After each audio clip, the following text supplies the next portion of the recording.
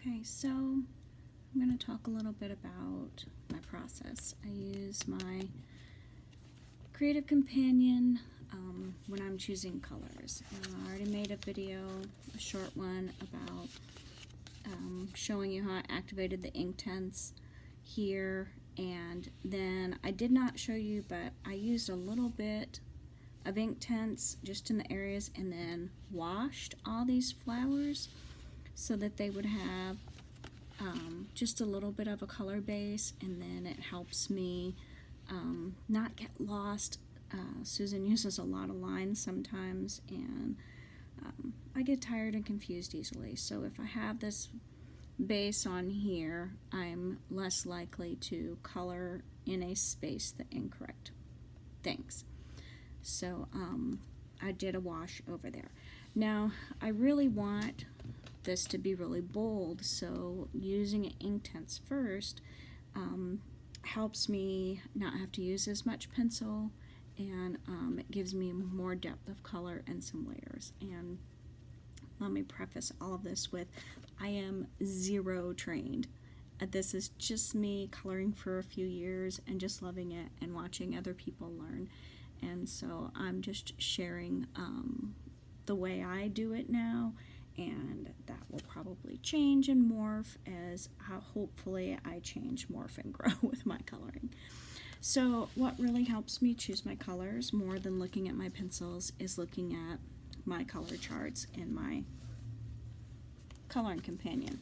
Now this book here she has so many color charts in here, but you put whatever pencils you have in this book, so I always have to plug her book because I love it, and these color charts help me. And there's a lot of brands in here that I do not have, and then like this chart here, this brand is not in the book, but these are pages that are left for other brands. And I have gel pens in here, and I have my ink tints in here, which is great because if you know, ink tints once it's wet looks a lot different. So having color charts all in one place is so helpful. So I have decided that I'm going to not use my polys on the Peonies and Bees. I am going to use my Prismacolor. And the reason for that is there is a Instagram account that I've followed for a long time, and she used a color combination that we just all oohed and awed over so much, and I haven't seen her color anything in those colors in a while, maybe over a year even, but I want to try to emulate what she always accomplished with her flowers. She did a lot of work in the flower year. So I know that I want to use dark purple. I know that I'll probably use the black cherry for the really dark areas, and Delilah purple is just my favorite thing ever. And then maybe for some contrast I might pull in a hot pink or even a warm color. I'm not sure yet, but this is where I go to look.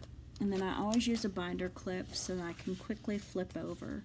And you can see that here I already put Peonies and Bees, and here's the ink tints not activated and activated, and a start, so I can remember what I've already done. And then I'm going to make my color plan, and I'm going to put it over here, and I will come back and share that with you.